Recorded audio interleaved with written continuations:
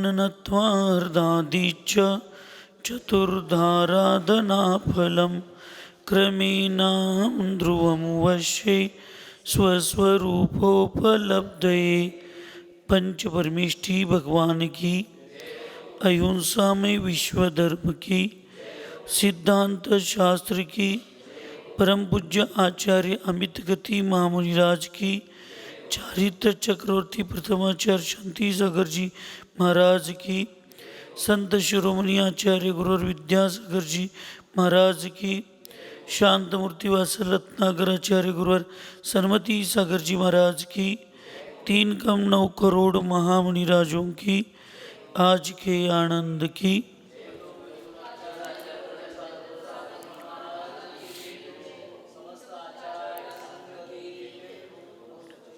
आचार्य भगवंत अमित गती महामुनिराज मरणकंडिका या महान ग्रंथामध्ये जसं सापाचा सहवास सज्जन लोक सदैव ताज्य मानतात म्हणजे सोडून देतात, त्याच पद्धतीनं कशायनी आकुलित अशा चित्तवाल्या दृष्ट स्वभावाची जी माणसं साधू असतात, पार्श्वस्थ साधू, अशा साधूंची संगती सदैव सोडण्यायोग्य असते असं आचार्यांनी सांगून आज पार्श्वस्थ मुनींच्या संपर्कात राहिल्यानं काय हानी होते त्याचं वर्णन करणार आहेत. लज्जाम जुगुप्सनम योगी प्रारंभम निर्विशंकताम आरोहण प्रिय धर्मापि क्रमेणेत्यस्ति तन्मया. आचार्य भगवंत सांगतात, पार्श्वस्थ साधु की संगति करते समय पहले लज्जा और ग्लानि करता है, पश्चात धर्म प्रेमी साधु भी क्रमशः लज्जा आदि को छोड़कर परिग्रह आदि में निशंक होकर तन्मयता पूर्वक प्रवृत्ति करने लगता है. जे साधू असतात ना, मग प्राथमिक भूमिकेतले असू देत अथवा असे साधू, अशा पार्श्वस्थ साधूंच्या संगतीमध्ये गेल्यानंतर सुरुवातीला थोडं त्यांना संकुचित वृत्ती होते, थोडं लाजतात, भीतात की आपण कुठतर चुकीच्या संगतीत गेलोय का. पण नंतर एवढी त्यांची प्रवृत्ती अशी वाढत जाते की नंतर ते पण लाज, लज्जा, संकोच, भीती सगळं सोडतात आणि मग खुलेआम आपली परिग्रह आदी ह्या सगळ्या गोष्टींच्यामध्ये तन्मयतापूर्वक तशी काय करतात, ते प्रवृत्ती करायला चालू करतात. सुरुवातीला आपल्याला वाटतंय, कुठलाही व्यक्ती बघा किंवा कुठलीही व्यवस्था अति परिचय वर्जिती म्हणतात घरी, ते इथं समजावून घ्यायचं. थोडं मर्यादित राहून ते वागत असतात. ज्यावेळी अतिपरिचय होतोय त्यावेळी मर्यादेचं सगळं उल्लंघन होतंय. मग त्याला 4 लोकांच्या आत, मग आई वडील असू देत, समाजात, घरात आई वडील असू देत, समाजात मोठी माणसं असू देत आणि धर्मात गुरु असू देत, सुरुवातीला जरा आतल्या चेष्टा मस्करी किंवा आई वडिलांना प्रत्युत्तर देत असताना भावनेच्या भरात आतल्यात देतात. आई वडील समजावून घेतात, गुरु समजावून घेतात, समाजातली मोठी माणसं समजावून घेतात. पुढं थोडं गेलं की मग जरा अंगणापर्यंत येते आणि अंगणापर्यंत आलं की परत मग गल्लीत सुद्धा आईवडिलांच्याबद्दल अपवर्तन करताना, चुकीचं गैरपरिवर्तन करताना सुद्धा त्या मुलांना, त्या मुलींना काही लाज वाटत नाही. का? आता ती असे विचारांनी तन्मय झालेली असतात. त्यामुळं ज्याला सुरुवातीला लक्षात आला आणि तो बाजूला होतो, तो त्याच्यात तो स्थिर राहतो. तसं या पार्श्वस्थ मुनींच्या संगतीत एकदा गेल्यानंतर परत त्याला पर्यायच नसतो. महत्वाकांक्षा खोटी घेऊन कर्ण दुर्योधनाजवळ गेला. त्याला किती जण सांगतात, काही त्याच्यावर फरक पडत नाही. ज्यावेळी त्याच्या लक्षात येतं की वारणावर्तमध्ये या सगळ्यांना धर्मध्यानासाठी पाठवायचं आहे, कुणाला 5 पांडव, कुंतींना सगळ्यांना पाठवायचं आहे, आणि तिथं शकुनी मामाच्या कपट बुद्धीनं त्या वारणावतमध्ये ते लाक्षाग्रह तयार करून त्या 5 पांडवांना आणि त्याच्याबरोबर त्या बिचाऱ्या कुंतीला, जी विधवा आहे, जी एक स्त्री आहे, त्या कुंतीला सुद्धा मारायचं असं ज्यावेळी तिथं प्लॅन होतो, त्यावेळेला कर्ण डगमगतो. म्हणजे आता अधर्माची ही सीमा पराकोटीला गेलेली आहे. एवढं सगळं झाल्यानंतर त्याला हे अधर्म आहे हे लक्षात आल्यानंतर त्याला त्रास होतो आणि तो काय करतो, परत भगीरथ आणि राधामापाशी जातो. आणि तिथे गेल्यानंतर त्याला वाटते की हे चुकीचं काहीतरी व्हायला लागले. तो अस्वस्थ असतो. त्यावेळी परत तो भगीरथ सांगतो, अजून वेळ आहे. ती राधामा म्हणते, नको आपल्याला असलं राज्यपाठ, जे अधर्माला स्वीकारलेलं आहे तू सोडून दे. त्यावेळी परत तो म्हणतो, नाही, हे दुर्योधन अधर्म करा लागलाय हे मला मान्य आहे, पण त्याच्यावर वेळ अन्याय झालाय म्हणून तशी आल्या, त्यामुळे मी दुर्योधनाची साथ सोडू शकत नाही.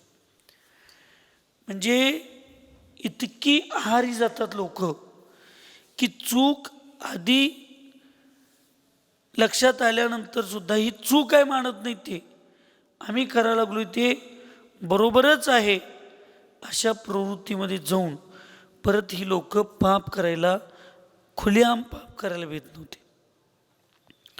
लहानपणी दुर्योधनानं चोरून विष दिलता भीमाला, पण मोठं झाल्यावर ती प्रवृत्ती वाढत गेली आणि खुलेआम त्यांना मारण्याची प्रवृत्ती चालू झाली. बरोबर आहे की नाही? तर आपण हे समजावून घेतलं पाहिजे. म्हणून अशा पार्श्वस्थ साधूंच्या संगतीत राहिल्यानंतर सुद्धा सुरुवातीला थोडंफार मनाला त्रास, विकल्प होतो, पण नंतर एवढं तन्मयतेनं ते साधू त्या परिग्रहामध्ये आणि त्या गोष्टीमध्ये एवढी तन्मयता करत जातात की मग त्यांना कुठल्याही गोष्टीचा विकल्प होतं नाही. मग तिथं लज्जा, भीती, सगळं काही त्या ठिकाणी सुटलेलं असतं. म्हणून पार्श्वस्थ साधूंच्या संगतीत न राहणं हेच मोक्षमार्गी साधूंचं परम कर्तव्य आहे. प्रश्न, धर्मप्रिय साधू लज्जा आदि कैसे करता है? उत्तर, धर्मप्रिय अर्थात अपने चारित्र में दृढ़ साधु भी जब पार्श्वस्थ आदि साधुओं के संसर्ग में आने लगता है, तब सर्वप्रथम तो उसे लज्जा आती है कि इनका आचरण आगम विरुद्ध है, मैं इनके पास कैसे बैठूं? मेरे हितैषी मुझे यहाँ देखकर क्या सोचेंगे? इस प्रकार लज्जा करता है, किंतु बार बार साथ में उठने बैठने से लज्जा दूर हो जाती है. बघा, धर्मप्रिय जी लोक असतात जी आपल्या 13 प्रकारच्या चारित्र्यावर, आपल्या आत्मसंस्कारावर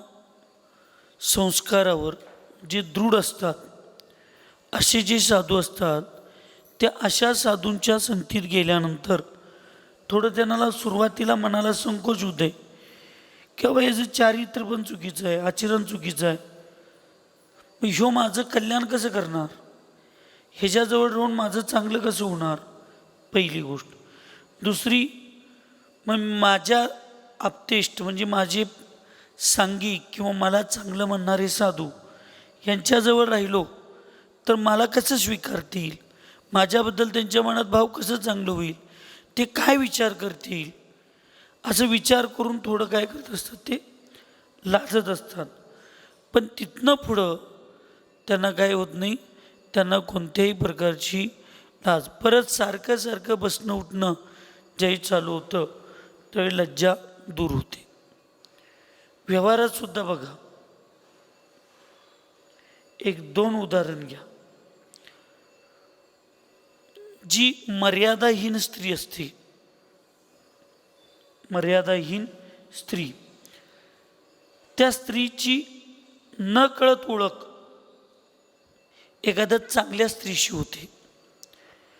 मग त्या चांगल्या स्त्रीला अजून माहीत नसते की ह्या स्त्रीची एवढी मर्यादाहीनता ओलांडलेली आहे. त्यावेळी सुरुवातीला एक 8-10 दिवस ती मैत्रीण होऊन जाते. ज्यावेळी काही लोक त्यांना सांगतात तुम्ही कुठं, त्यांनी कुठं, तुम्ही काय, त्यांनी काय, काय करते ती, तुम्हाला माहिती आहे काय, बघा, तो 1-2-3दा वाटतंय तिला नाही आपण कुठं चुकीचं करायला लागलो काय या मैत्रिणीबरोबर फिरून.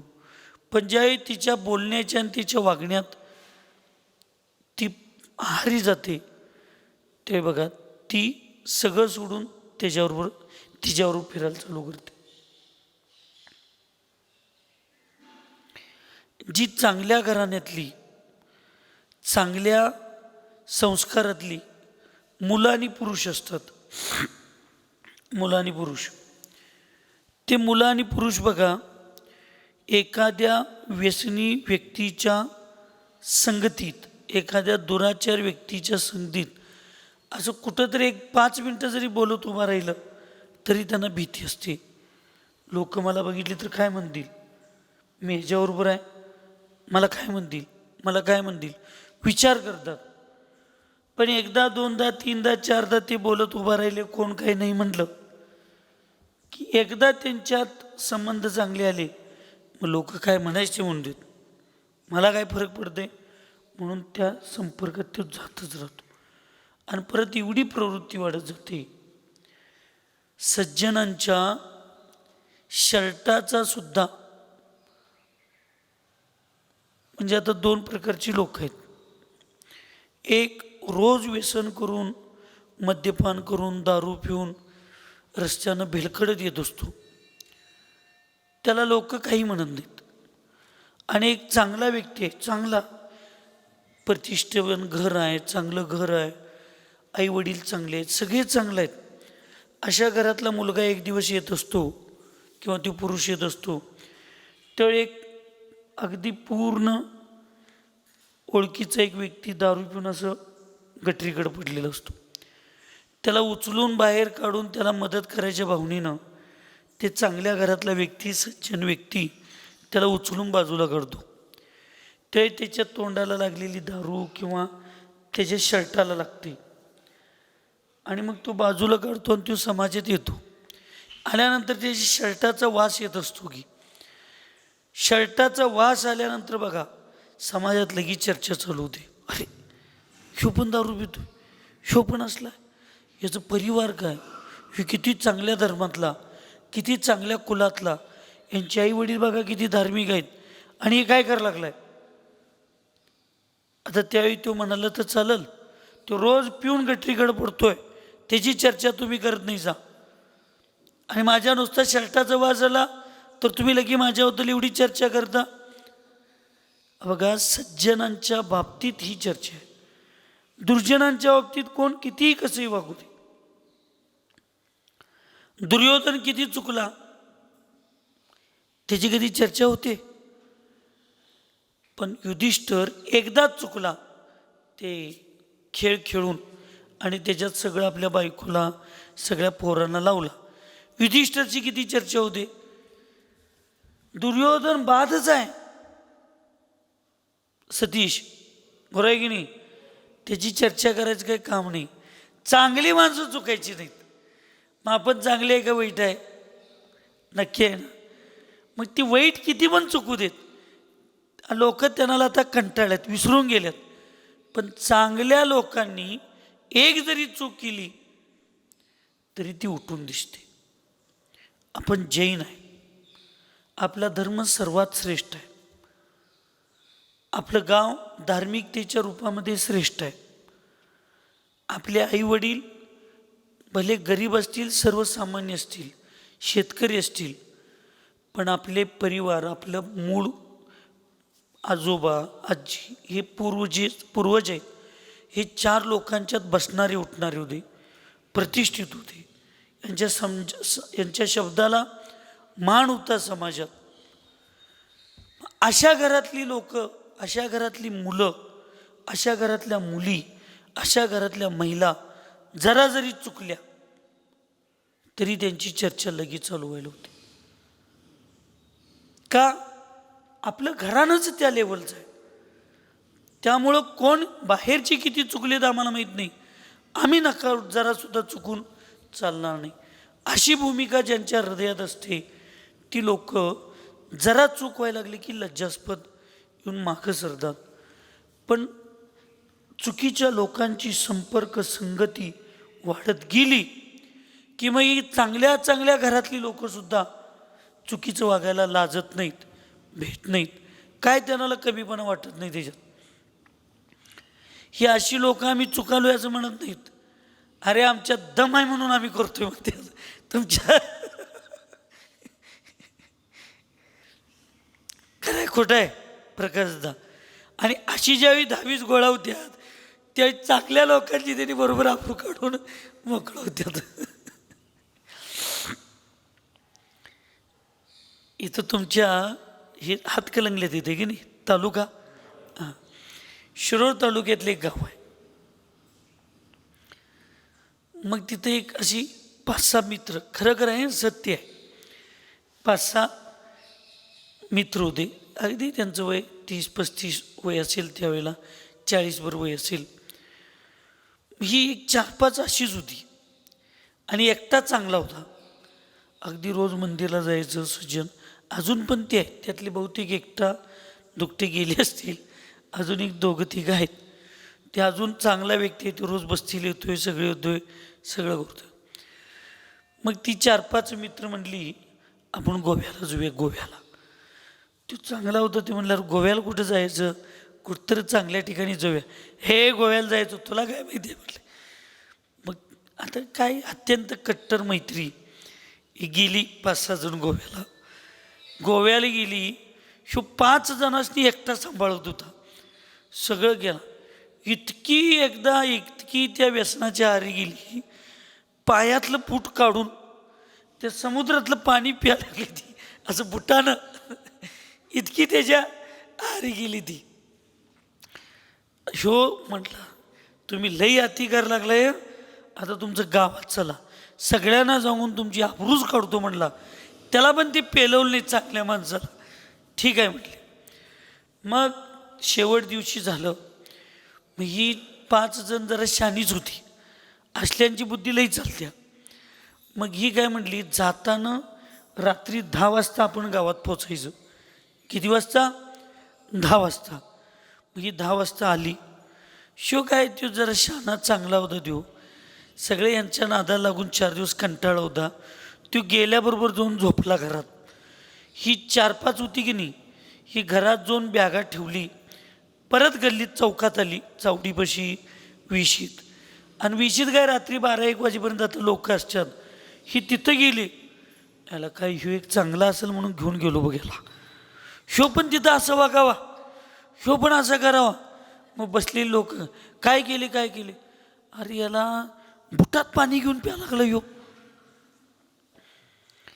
एक तर चांगला असेल म्हटलं, पण असंच वागायला लागला. सकाळपर्यंत म्हणजे गावात सगळी चर्चा ह्याचीच चालू झाली. सकाळी 8-9 वाजता जरा कंटाळलेला होता, उशीरनं उठून आंघोळ बिंघोळ केला, बस्तीला आला. बस्तीला चढून जाता जाता अत्यंत फ्रीडम असणारे 4 लोक असतात. काय का तू पण त्यांच्या नादाला लागून काय झालं, काय आता तुझ्याबद्दल असं नाही, काय झालं, अरे तू पण तिथं जाऊन दारू पिऊन बुटानं पाणी प्यायला लागलाच म्हणजे काय राहिलं रे. अरे ती 5 जण तसं वागल्यात, मी तसं वागलो नाही रे बाबानो. आम्हाला माहीत होतं तू आता तुझी चूक झाकायला तू असंच वागणार. ती रात्रभर गल्ली गल्लीतली फिरून त्याच्याबद्दल आबरू काढून मोकळी झाली. ही परिस्थिती आहे, लक्षात ठेव. मी विनोद म्हणून सांगत नाही तुम्हाला. चुकीचं वागणाऱ्या लोकांना काही नसतं, ती चूकच असतात. पण आपण चांगल्या धर्मात जन्मलोय, आपण चांगल्या गोष्टीत जन्मलोय, आपले आईवडील चांगले आहेत, आपला परिवार चांगला आहे, आपल्या 4 लोकांच्यात बसणारं उठणारं आपलं कुटुंब आहे. आपण फार व्यवस्थित राहायला लागतं, फार व्यवस्थित वागायला लागतं. म्हणून आपण काही चांगल्या लोकांनी चांगला विचार करत पुढं जायचं असते. आता तुम्ही काही मुलं चांगली म्हणजे माणसं मंदिराकडे यायला लागले, महाराजांच्या संगतीत राहायला लागले, सगळं चांगलं वागायला लागलेत, सगळं ती चांगलीच होती. एक लक्षात ठेवा, ज्याच्यामध्ये उदाहरण तुम्हाला चुकीचं वाटेल तरी पण मी सांगतो, ज्या स्त्रीमध्ये गर्भधारणा धारण करण्याची शक्ती असते तीच स्त्री माता होऊ शकते. जो जीव भव्य असू शकतो तोच सम्यक दर्शनाला धारण करतो. ज्याच्या हृदयात शूरत्व असतं तोच हातात शस्त्र धारण करू शकतो, भले तो दिसायला कसाही असू दे. आणि ज्याच्यामध्ये गुण स्वीकारण्याची, धर्म स्वीकारण्याची शक्ती असते तोच धर्म आणि गुण स्वीकारतो.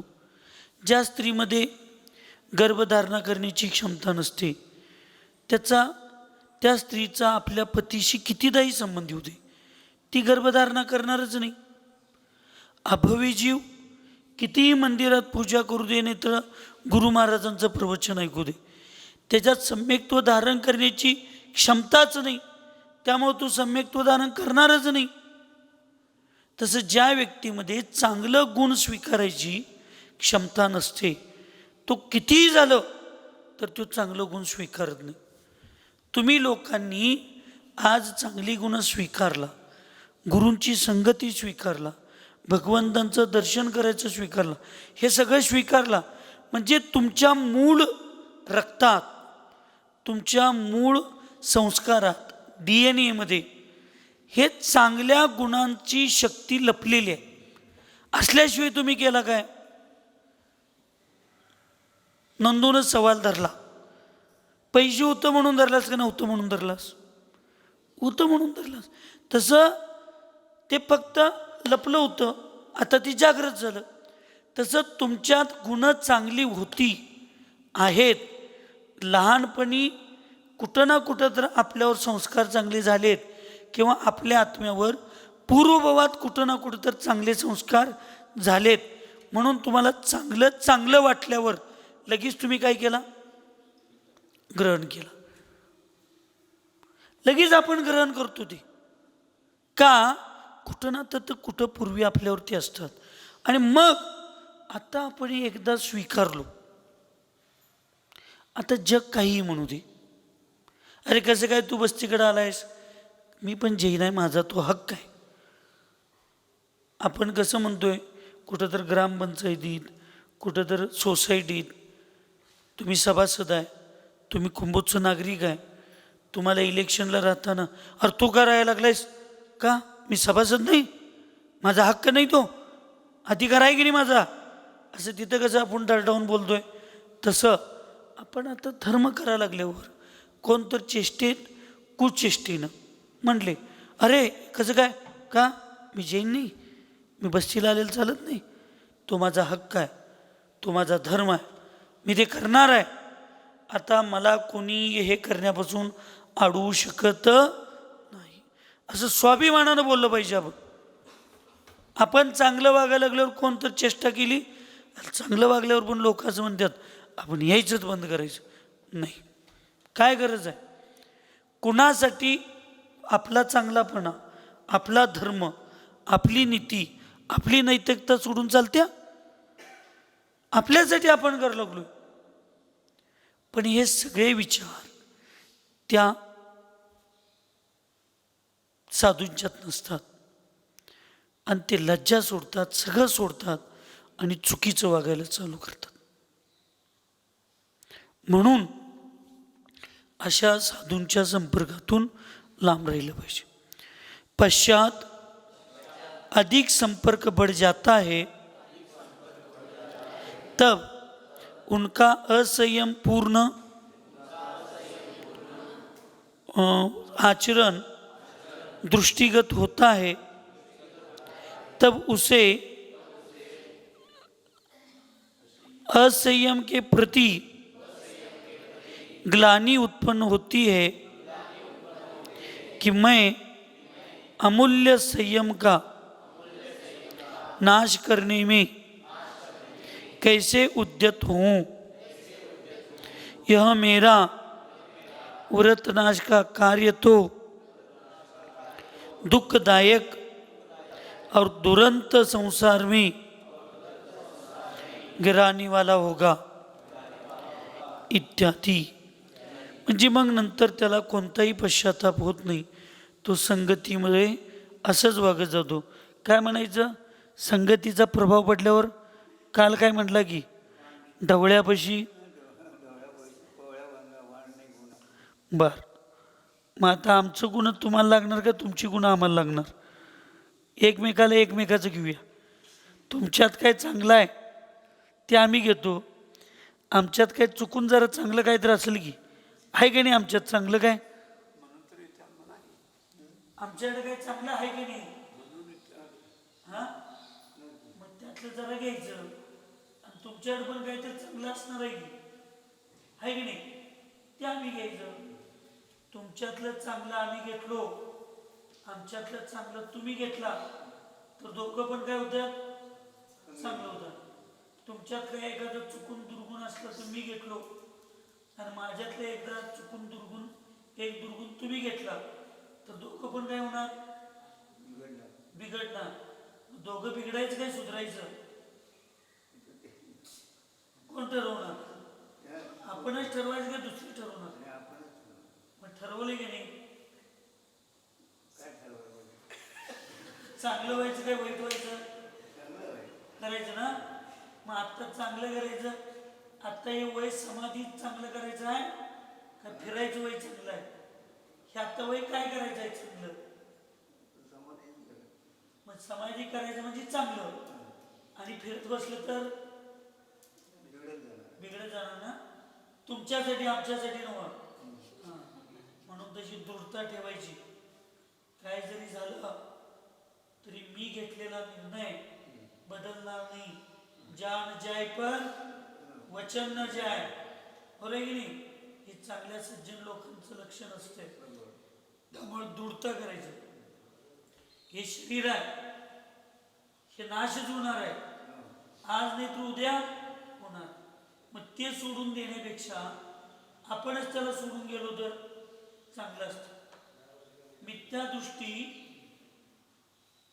ना शरीर सोडून जाते, मिथ्या दृष्टींना आणि सम्यक दृष्टी शरीराला सोडून जातात. मग आपण सम्यक दृष्टी आहे का मिथ्या दृष्टी आहे? मग आपण शरीराला सोडायचं का शरीर आम्हाला सोडूपर्यंत वाट बघायची? नक्की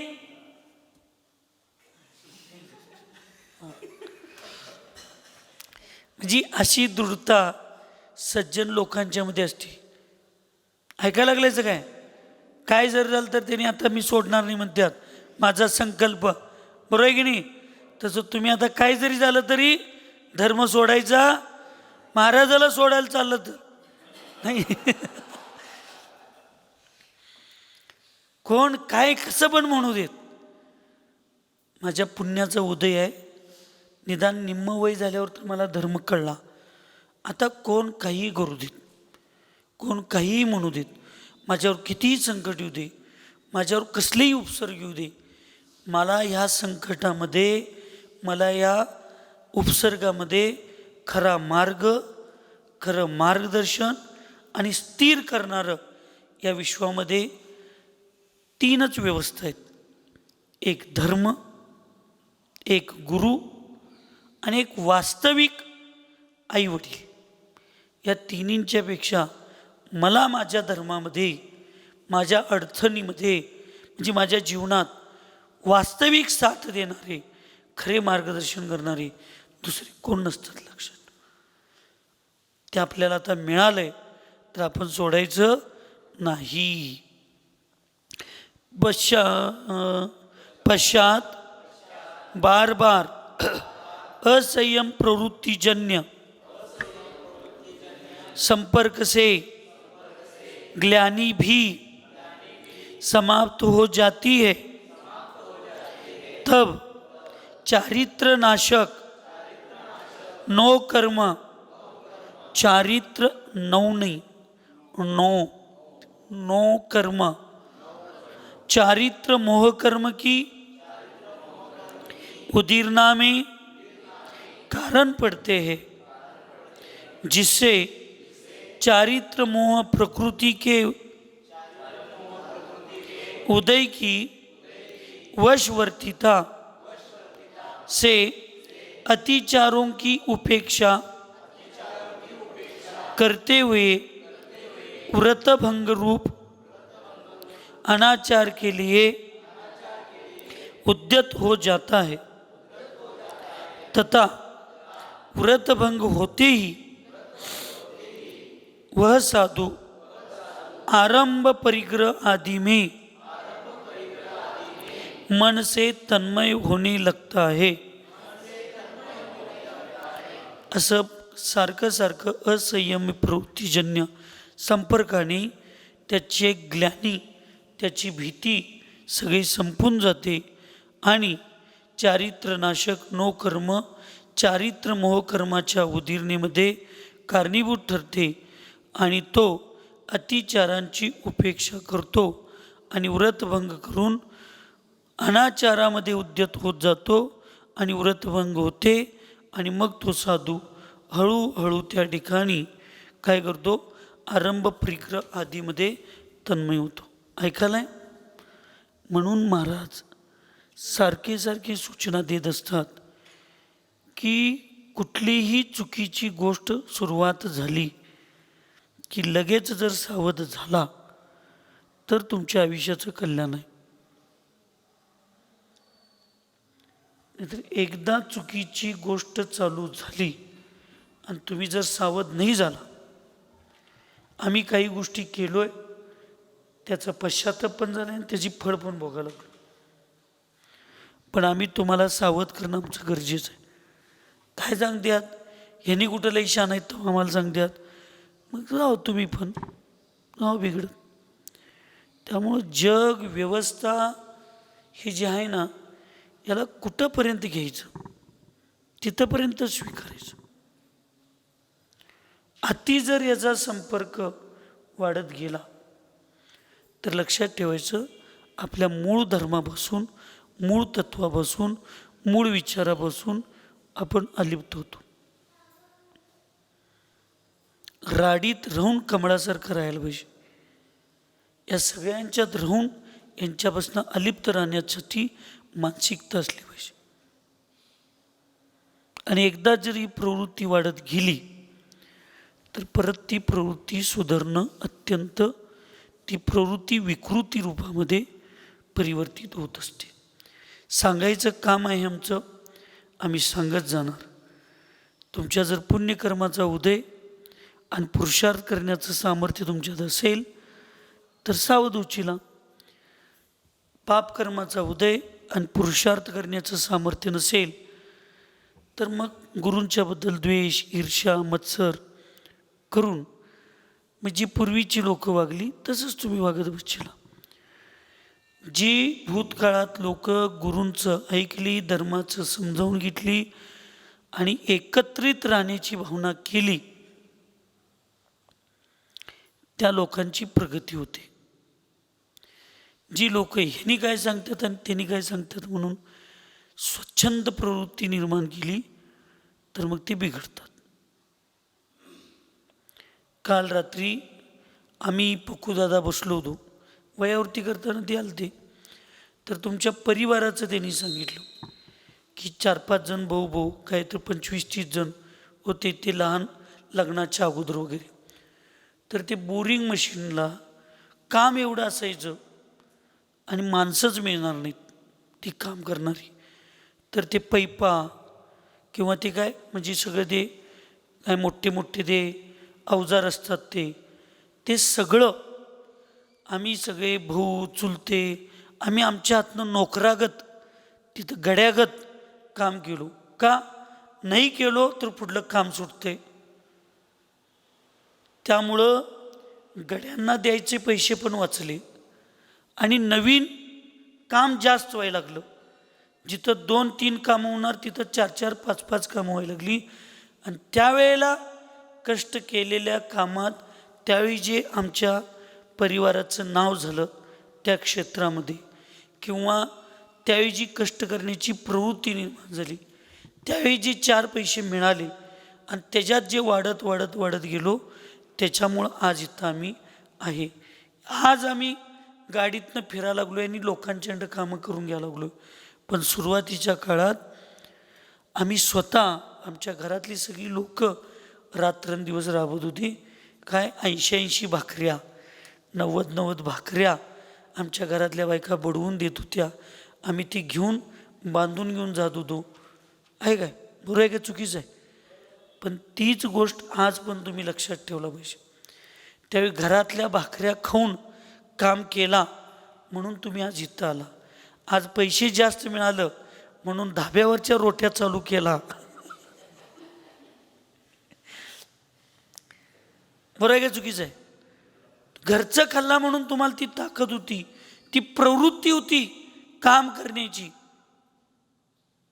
पण आज ती दिवस विसरायची नाही, ते कष्ट विसरायचं नाही, ती व्यवस्था विसरायची नाही. आणि त्यामुळं आज पण तुमच्या माहितीसाठी सांगतो, अभय पाटील आमदार आहे. अभय पाटील आमदार, त्यांची आई आणि त्यांची बायको आज पण त्यांनी 2-2 दिवसाचा प्रवास कुठेही फिरायला गेले म्हणजे कुठेही जाऊ देत. आज त्यांनी बेंगलोरकडे जाऊ देत, आज त्यांनी मध्ये त्यांच्याकडे काही जबाबदाऱ्या पक्षाच्या होत्या, छत्तीसगड त्यांनी जात होते, मी कोंतलगिरीत असताना आलती. तर आज पण त्यांची बायको त्यांची आई वगैरे गाडीतनं जाताना रोज गाडीत डबा बांधून देते. ते आमदार जरी असलं तरी इकडं तिकडं कुठं पण जेवायला जात नाही, घरातलंच बसून खात बसतात. आज ही जी प्रवृत्ती अशी कित्येक लोक आहेत, कित्येक लोक. मी कायम तुम्हाला हे कल्लाप्पा आवड यांच्याबद्दल मी बोलतोय की राजकारणात एवढ्या उच्च स्थानावर गेले, पण ती वैयक्तिक व्यक्ती कधी अजून आपल्या धर्माला सोडून चुकीचं खाणं पिणं वागणं त्या व्यक्तीला जमलं नाही. सांगण्याचा उद्देश एवढाच असतो, मूळ धर्माच्या विचारांना, मूळ घरच्या संस्कृतीला, मूळ घरच्या संस्काराला जी लोक विसरतात त्यांच्याकडं सगळं असतंय पण नैतिकता नसते. आणि जे मूळ संस्कार आणि धर्माला धरून असतात त्यांच्याकडे एखाद्या वेळेला काय नसतंय, धन्य धान्य ऐश्वर, पण त्यांची नैतिकता त्यांच्याजवळ असल्यामुळं त्यांची मान स्वाभिमानानं ताठ होत असते. मग काही लोक एवढ्या चांगल्या चांगल्या ठिकाणी एवढं असून सुद्धा आपल्या आपल्या मर्यादेचं पालन करत असतात. तर आपण मग का छोट्या छोट्या गोष्टींच्या आहारी जाऊन आपण भविष्यात आपलं चूक करायचं? बरोबर आहे काय भाऊजी? बरोबर आहे ना? हां, त्यामुळं आज आपलं जे चांगलं झालंय, आज आपण जे चांगले आहोत, आज आपण चांगलं आपली समाजात प्रतिष्ठा किंमत आहे, त्याला एकमेव कारण आहे धर्म. त्याला एकमेव कारण आहे गुरूंचं मार्गदर्शन, गुरूंचं सानिध्य. आणि मग आज आपण ते ज्याच ठिकाणी गेल्यानंतर परत आम्ही मूळ विसरलो तर मग आपल्याला चालणार नाही. घार उडे आकाशी, लक्ष त्यांचे पिलापाशी. आज मी चुकीचा होतो, त्याही लोक मला कशी वागवत होती. आज मी चांगला झालो, आज लोक मला किती सन्मान देतात. ते चांगलं होण्याचं मूळ कारण काय? मूळ कारण आहे तुमच्यात इच्छा झाली मला बदल घडायचा आहे, आणि त्याला संयोगी कारण आहे धर्म, गुरु, संस्कार, संस्कृती, हे सगळं. त्यामुळं मग एकदा एवढं चांगलं झालं की परत मग चुकीच्या गोष्टीकडं वळून सुद्धा बघायचं नाही, पूर्वसंस्काराकडं वळून सुद्धा बघायचं नाही. आणि सोबत असणाऱ्यांनी सौरभ भूतकाळ कुणाला आठवून द्यायचा नाही. आपण जर चांगल्या गोष्टीला संबंधित ठरलो तर जी व्यक्ती चांगलं वागत असते त्याचं 6% पुण्य आपल्याला लागत असतं.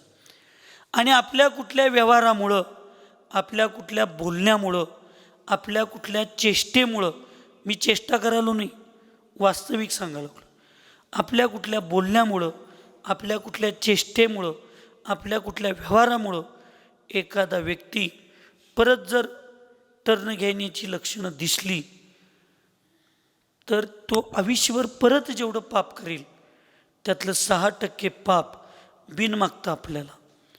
आणि आपल्या अशा चांगल्या व्यवहारामुळं, चांगल्या वागणुकीमुळं जर एखादी व्यक्ती चांगल्या रस्त्यावर आली असेल आणि ती आयुष्यभर त्या ट्रॅकला जर धरून राहिली तर तो आयुष्यभर जेवढं पुण्य मिळवतो त्यातलं 6% पुण्य आपल्याला मिळतं.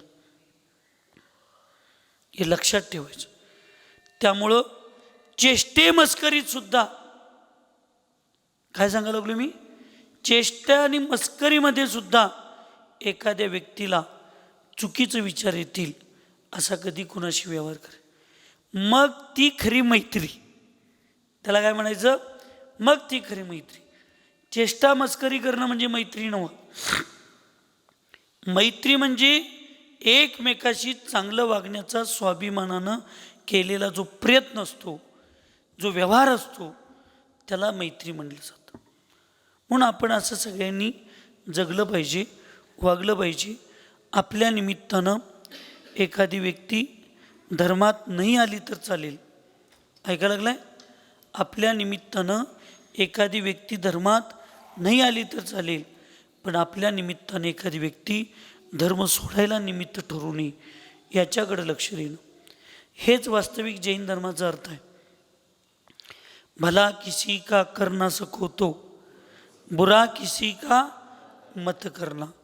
मित्र अगर तुम बन ना सके तो, शत्रु बनकर मत रहना. पुष्प अगर तुम बन ना सके तो, पुष्पाणव पुष्प. पुष्प अगर तुम बन ना सके तो, काटे बनकर मत रहना. आपल्यामुळं कुणाचं चांगलं नाही झालं तर राहू दे, आपल्यामुळं कुणाचं वाईट होणार नाही याच्याकडे दक्षता द्यायला पाहिजे. आपल्यामुळं कुणाला फुलासारखा आपण सुगंध नाही दिलो तर चालेल, पण आपण कुणाला काट्यासारखं टोचता कामा नये याच्याकडे लक्ष देणे. त्यामुळं आपण कुणाला चांगलं करण्यासाठी, कुणाला चांगलं घडवण्यासाठी आपण निमित्त नाही झालो तर चालेल, पण आपल्यामुळं कुणाचं आयुष्य बिघडणार नाही याच्याकडे तर आपण लक्ष देणं फार गरजेचं असते. आणि हे ज्याला कळलं तोच खरा मनुष्य आणि तोच खरा धर्मवान असतो. असा एक चांगला मनुष्य होऊन आणि चांगला धर्मवान होऊन जगण्याचा प्रयत्न तुम्ही आम्ही सगळीजण करूया.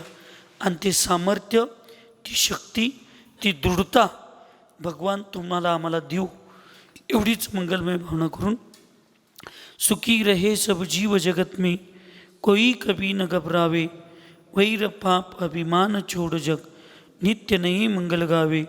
ओम नमः सबको क्षमा सबसे क्षमा।